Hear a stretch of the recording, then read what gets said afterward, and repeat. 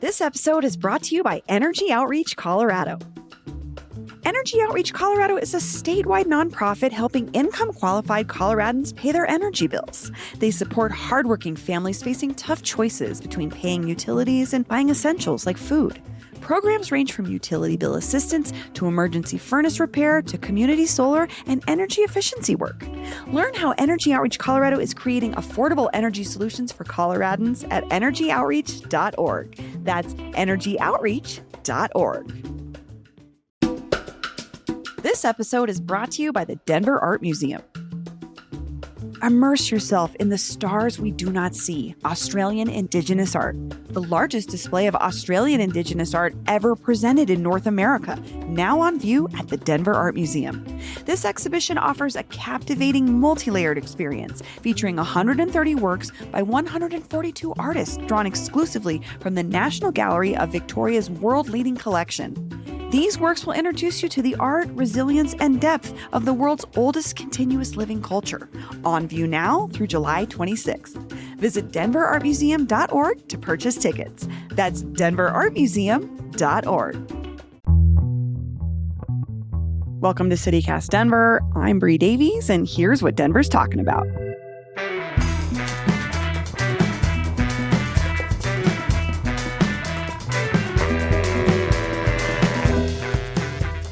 So today we're talking about the city of Englewood's AI debacle, big headlines and big deadlines for the new Broncos stadium and the CD1 primary.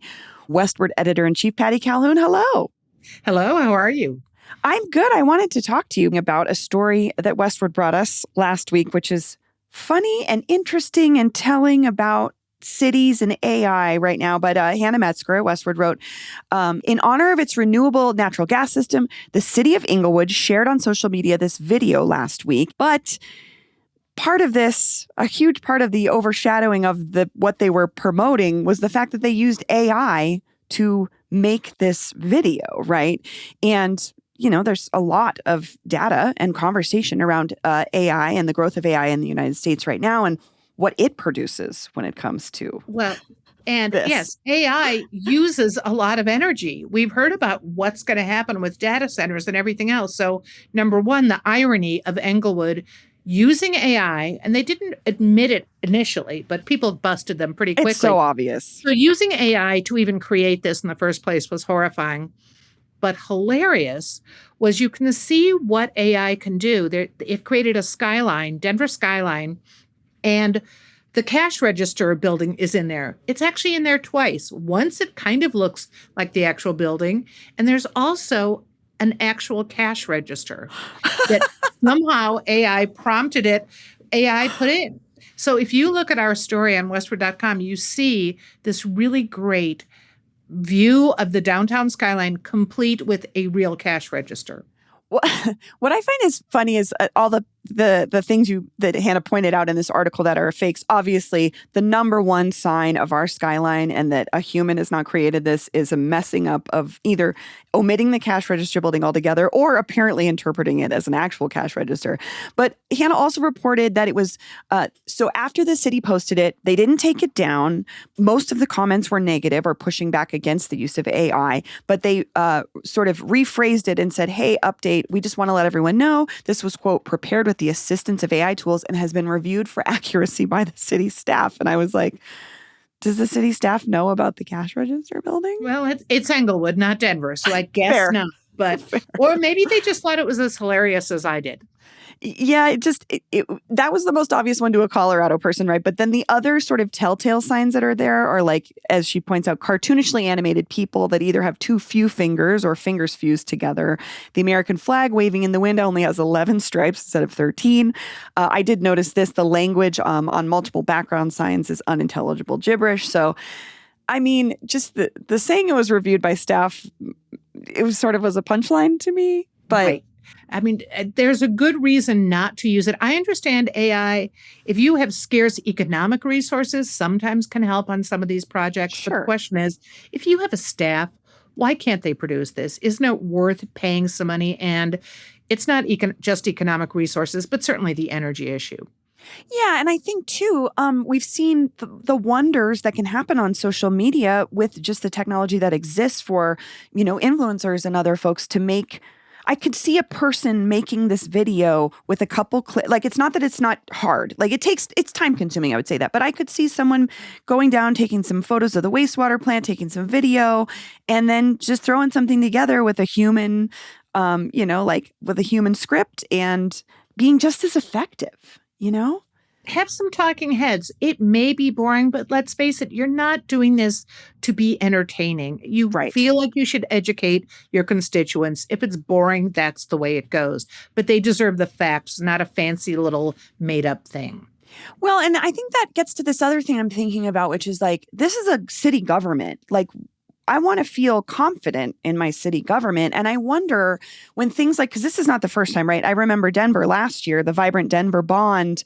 The city put out some logos for the Vibrant Denver Bond with stickers that had an AI created logo on them, again, of the city. Again, the skyline was wrong. There was like some weird stuff with the sun, and people immediately clocked it. And I wonder, do you think that this could have an impact on the trust that people have for local governments? Yes, if you're not careful. And there's a reason that artists and designers are upset about AI, partly because they're going to lose jobs, but also because their careers lose credibility. Journalists too are fighting when people put up posts or they write press releases and clearly they're using AI and you have to look at it and say, this is just malarkey. I mean, nothing is worse to me than getting a press release that has been AI generated, because like press releases in general, like they're kind of supposed to be dry to a certain extent because we're just getting information as journalists that we can either turn around and share or do more digging on. And when it's done by AI, I just like glaze over. I'm like, I don't even want to read this. So it's like, who is it for? Well, if you're just getting out the who, what, when, where, I mean, I think about it for listings, for events. We've talked about it. The best use and maybe the only use I've really seen in journalism is as budgets got cut, calendar editors disappeared. Sure. Copy editors disappeared. But with listings, you think calendar editors are gone. If someone can send you a who, what, when, where, and AI can create a listing and you have a place to put it.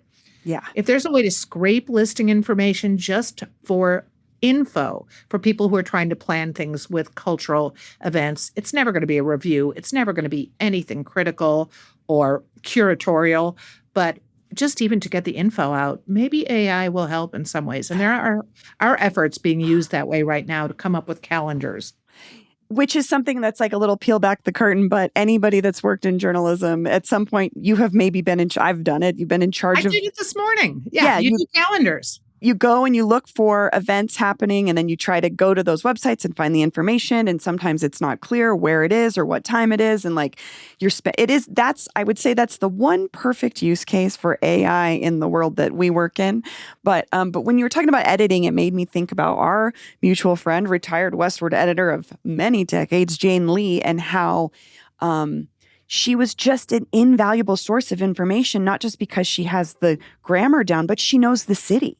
So she would know the avenue versus the street. You know what I mean? She would know the venue's name was correct or not, And that's stuff that like I do really find value in from and a human really perspective. hurts your credibility. The second something is misspelled or, it's like when you pronounce. If you're pronouncing, let's go to the World's Wonder View Tower in Genoa. If you call it Genoa, then it's wrong. You're out the window. Yeah, you're absolutely like, oh, then I don't trust this outlet or I don't trust this person. But I think that is not pronounced like the Italian city. And Limone, when people walk in and say it's Limone, Colorado, you're like, you are not from here. It's I know. Lyman. I'm like, I know that Siri told you that it's Limone, but it's actually Lyman.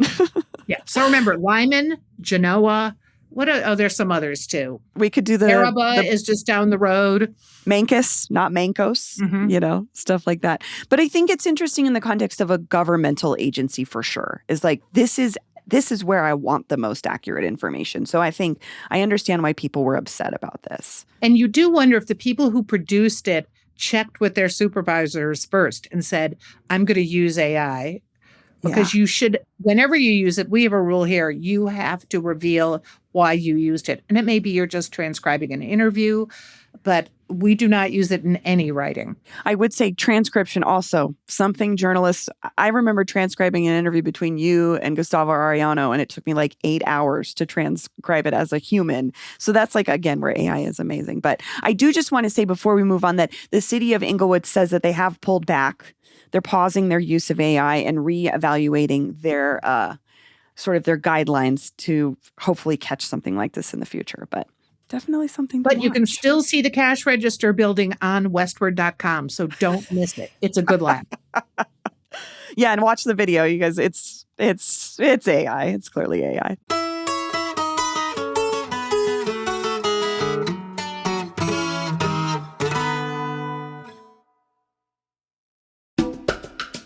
This episode is brought to you by the Denver Botanic Gardens. Check out Jaume Plensa, a new humanism, at Denver Botanic Gardens on view now through September 7th.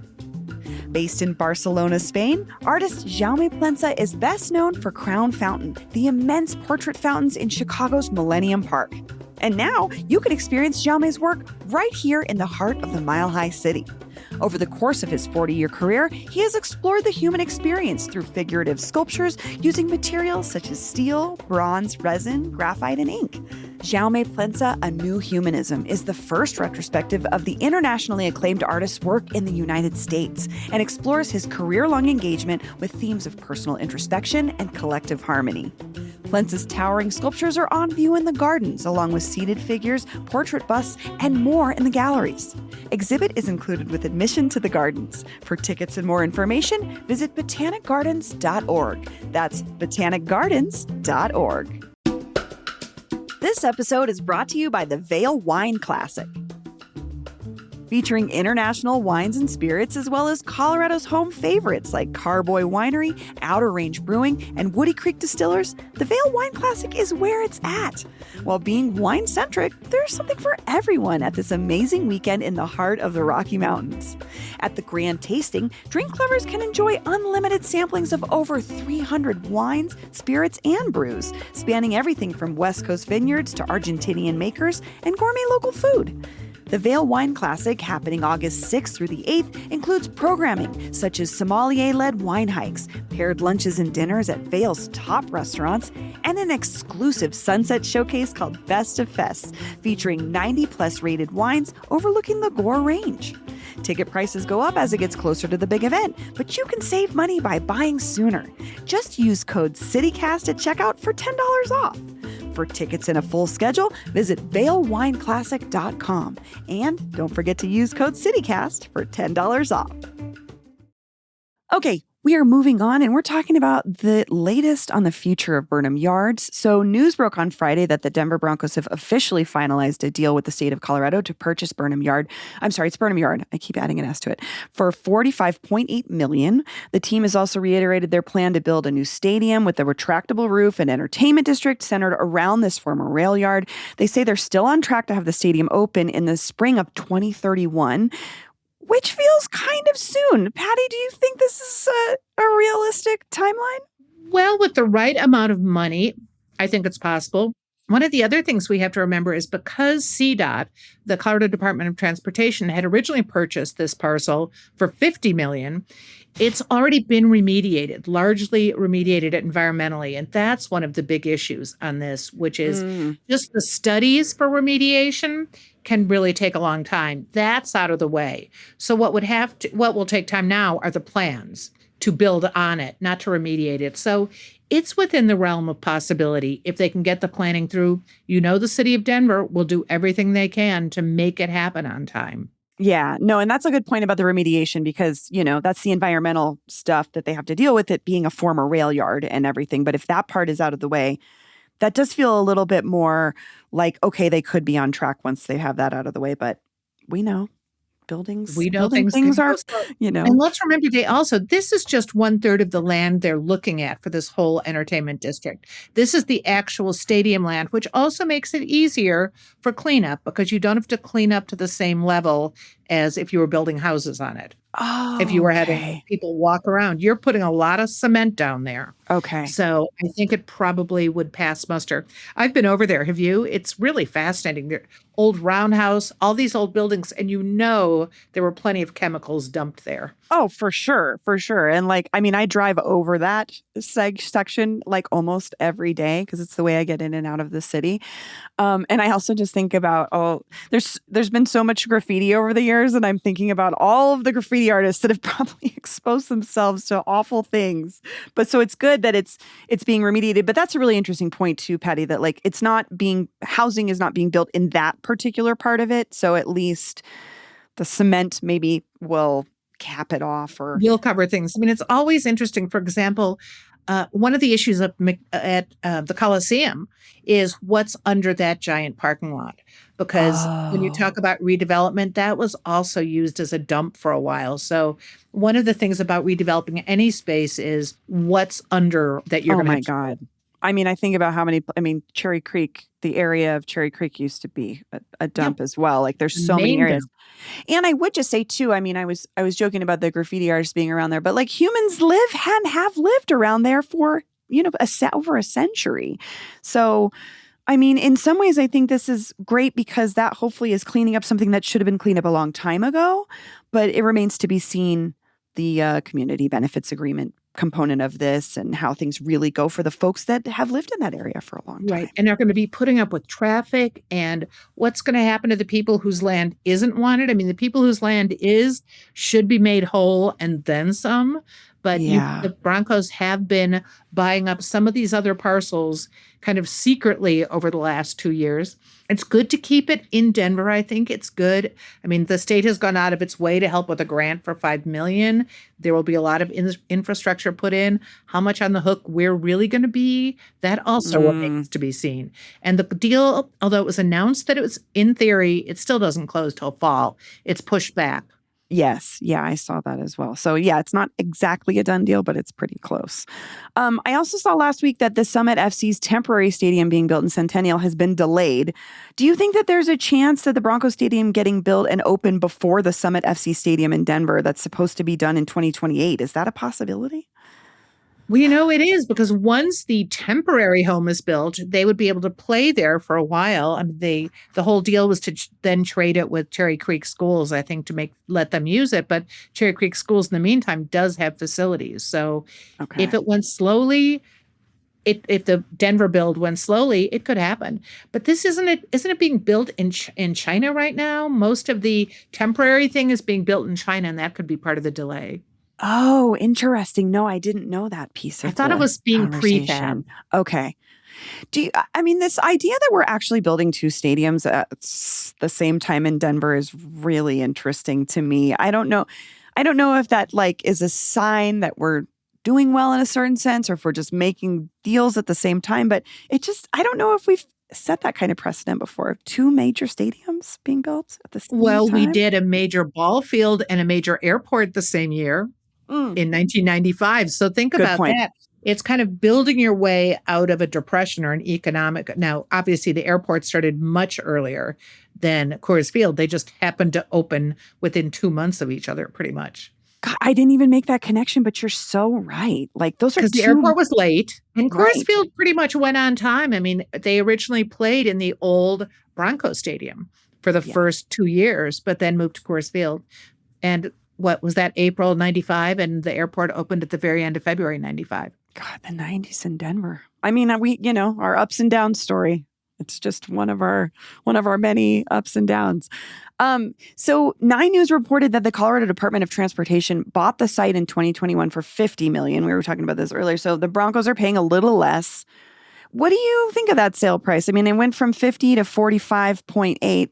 That's a couple million difference. I don't know how much that makes to the Walton Penner Group, but it's an Well, you interesting. would think it doesn't make that much difference to them, but obviously it made a difference to the state to dump it because the plans the state had, which was originally, I think, work on I-25, have a new bus exit, it was not going to work. They determined earlier. Now, why they didn't determine that sooner, like before they Yeah. paid $50 million to buy it, I don't know. But I think to keep the stadium in Denver is great. I think if they really come up with a good plan for Mile High, which will revert to Denver property, that's going to be a whole new area to be developed. And when you see what's happened at the old Stapleton, Central Park, smart development helps the city. Yeah, I mean, we got a whole new neighborhood essentially out of, or at least a neighborhood's worth of housing out And of housing the that wasn't that Stapleton. expensive when it was built. And presumably that will happen again. More open land, more opportunity for cheap housing.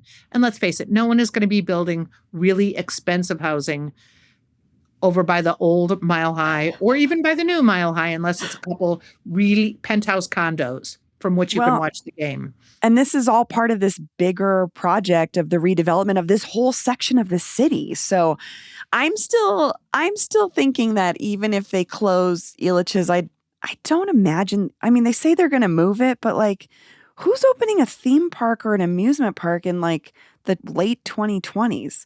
Just feels like financially, I don't know if those things make sense anymore. Oh, I think they might, depending on what kind of deal you get in a city. Like Aurora has plenty of room. True. We have new go-kart places opening in Thornton.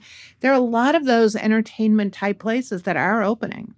And I would think And by it could Dick's go a little Sporting further out. Goods, Yeah. there are places where having Elitch's would really be a boon. What I don't understand is how people who buy housing in the River Mile are actually going to get in and out of their homes. We're kind of lacking in roads in that neighborhood. Well, I see a future. I see a bond on our, At least or on our flying horizon cars, either again. one. So, again, it's like we were saying, it's not technically a totally done deal. And the Broncos, in part, are hoping to build this whole entertainment district, like kind of what we're talking about. It's part of this bigger project, and that would occupy these other plots of lands that you were discussing. Are there any pieces of this or particular players you're watching, like beyond the Walton Penner Group? Anything else you're watching when it comes to the overall development of this project? Well, certainly besides how much money we might wind up paying, some of the big cultural or medium cultural issues along, say, on Osage, Domo, the Buckhorn, what is going to happen with those? How about the junkyard music venue? What's going to happen with that? So, but Yeah. above all, it's the neighborhood and access in and out and what is going to happen to those neighbors. Yeah. And I thought this was interesting too. The Denver Business Journal reported that the team's vision encompasses roughly 150 acres. So it's a lot, with several LLCs tied to the Broncos, having spent more than 120 million on these surrounding properties. So yeah, this is way bigger than just a stadium. Right. And you might remember at one point there was all this talk about redeveloping around Mile High, but Mile High was still going to stay there and they were going to build housing and all these other things. So they're looking at housing, retail, a bunch of things, opportunities, bars. That is not a big neighborhood for bars right now, but it will. No, that's true. And like, again, this neighborhood is so close to where I live. And it's actually the way I sneakily get into downtown sometimes too, is around the Power Field. Yeah. And like sneak through. And there's already been apartment development over there, which is so interesting to me because there aren't a lot of amenities yet for that section. It's literally a lot of parking lots.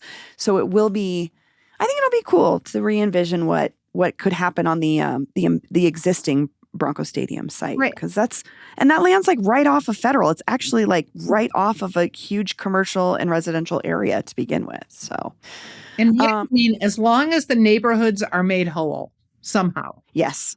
I mean, and Sun Valley has not been given a great shake for the last couple of decades. So I do hope, because we're also talking about a lower income zip code right there. We're also talking about a zip code that is it's like the most children under 18 in the city, at least at one point where we're living. That was a big part of the population. So there's a lot of people. There's a community already there. There's a great rec center there. There's the Sun Valley Kitchen. There's a lot of existing just infrastructure and neighborhood infrastructure that could totally benefit from some stuff like grocery stores and childcare and all these things they've talked about, at least with the Kroenke development. And maybe some of that will be the way they think about this area too. So those neighborhood meetings through fall, when the deal is finalized, are going to be key. Yes. Yeah. And we'll be watching those for sure, because that's already been a part of it. But yeah, absolutely. As the project goes on, we'll be watching that. We're going to take a quick break, and when we come back, we're talking about the primaries.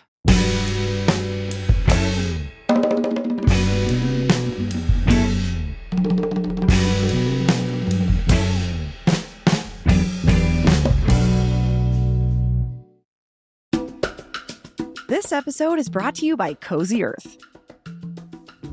Okay, where do I begin? I'm a Cozy Earth fanatic, and my family is too, especially my husband, because this man, he loves to sleep. I mean, he plays drums for a living. Do you work out for a living? I don't. I am what they call living a sedentary lifestyle. But this guy plays drums like a lot, all the time, and he plays them hard. So he's tired. So for Father's Day, the best gift we can give him? The gift of uninterrupted sleep. And no better way to do that than under the cool comfort of Cozy Earth's bamboo sheet set. Made from viscose from bamboo, these sheets really breathe, so no more sweaty nights. Plus, as the laundry lady of this house, I love these sheets because they look and feel luxurious, but I can throw them in the wash and the dryer like a million times, and they still come out looking amazing. Not that my husband cares about that part, but he does appreciate a clean sheet. Summer should feel easy for everyone in the house. Cozy Earth's bamboo sheet set, everywhere pant, and everyday polo are designed to keep him cool, comfortable, and actually relaxed all summer long. Dad lives here. Head to CozyEarth.com and use our code CozyDenver for an exclusive 20% off. That's code CozyDenver for an exclusive 20% off. And if you see a post-purchase survey, mention that you heard about Cozy Earth right here on CityCast Denver. Okay, so today we're specifically talking about the Congressional District 1. This is the seat that has been held by Diana DeGette for almost 30 years. She's been reelected 14 times. And she has 2 challengers in this race. And we, CityCast, have asked all of them to come on the show for a one-on-one interview. So far, we've recorded interviews with Milot Quiros and Wanda James. But Diana DeGette's team basically told us that they couldn't make it work. I wonder, Patty, you've covered so many of these races over the last couple of decades, primaries included. What is your response when a candidate passes on an interview for you? Well, we've been snubbed more than we've been honored, I think, over the years. And sometimes it's definitely personal because of something we might have written. I will give people the benefit of the doubt, public officials, because they usually know they have to go through with it.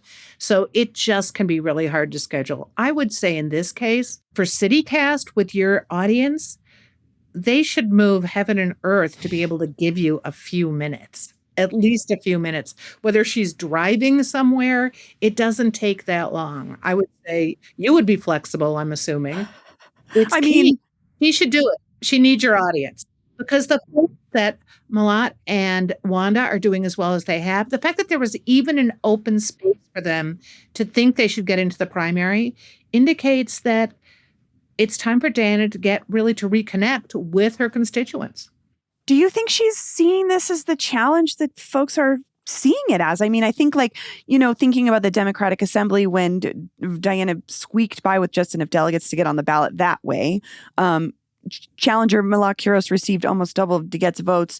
And that was seen by a lot as sort of an upset, this is really going to be a challenge. And I just wonder what her strategy is here when there are, like you said, it's even a question. A lot of times this happens with a long-term incumbent and it's she's going to be fine, and I don't know if that's the case.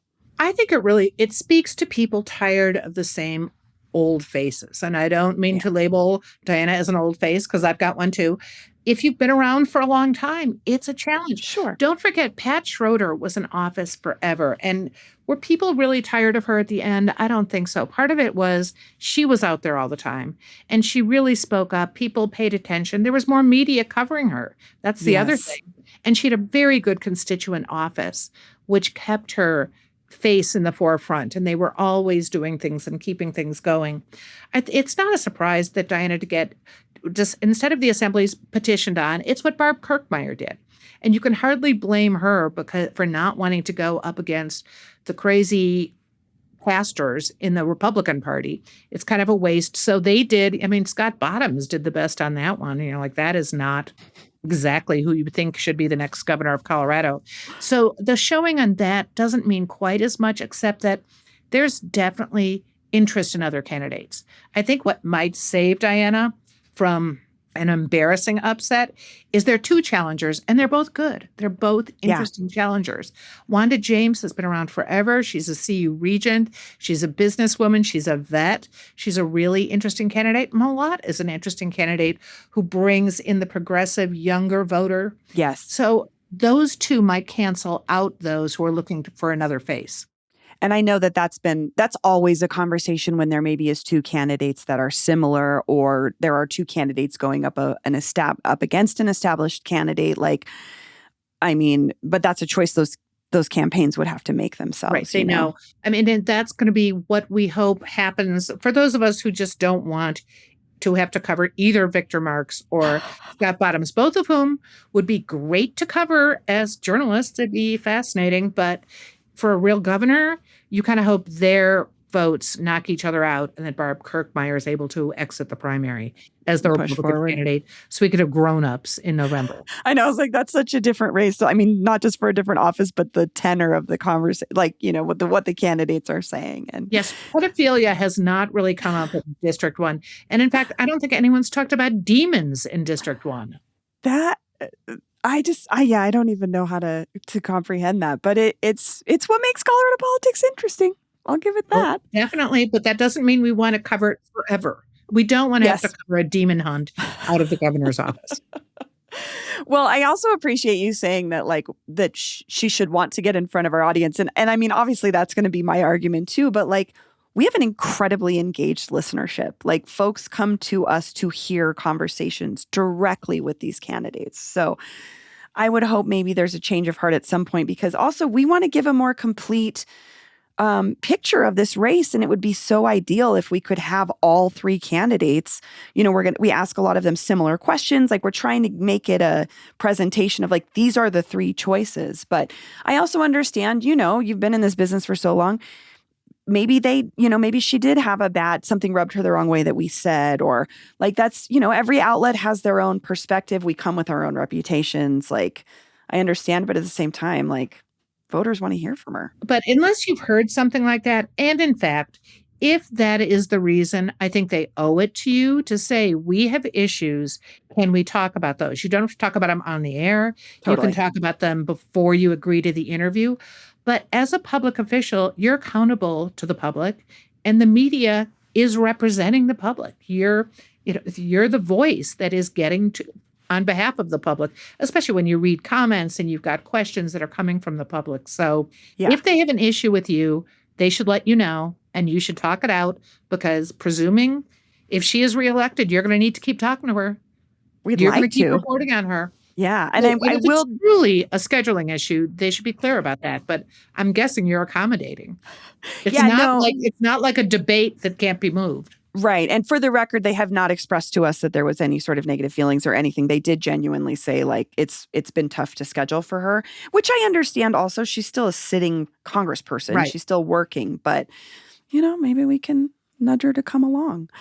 It's easy, Diana. I'm doing it remotely. Just give them 5 minutes. Come on. Well, again, it's June now. We're getting there. Ballots will be out soon. So, we're going to be talking about it. And also, just to let folks know, we will be running our interviews with Mila and Wanda here pretty soon. So stay tuned. And of course, always tune into Westward's coverage, because Patty, your institutional knowledge is unrivaled. And it's always great to hear what that maybe we aren't seeing because we weren't there, the first time. I know. I was just remembering, when we were number one, the only thing we'd been number one in was air pollution. Carbon monoxide. 1988, it was on CBS News. I'm like, will anyone care about this?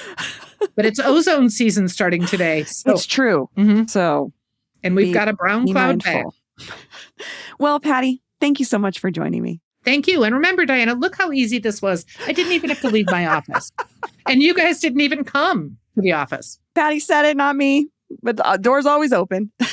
Thanks, Patty. Thanks. That's all for today here on CityCast Denver. If you enjoyed this show, why not take a minute to tell the city of Englewood about us? Rate the show wherever you get your podcasts, follow us on Instagram and TikTok, and subscribe to our morning newsletter at denver.citycast.fm. And hey, thank you so much to our new neighbor, Leah HS, who just joined our membership program.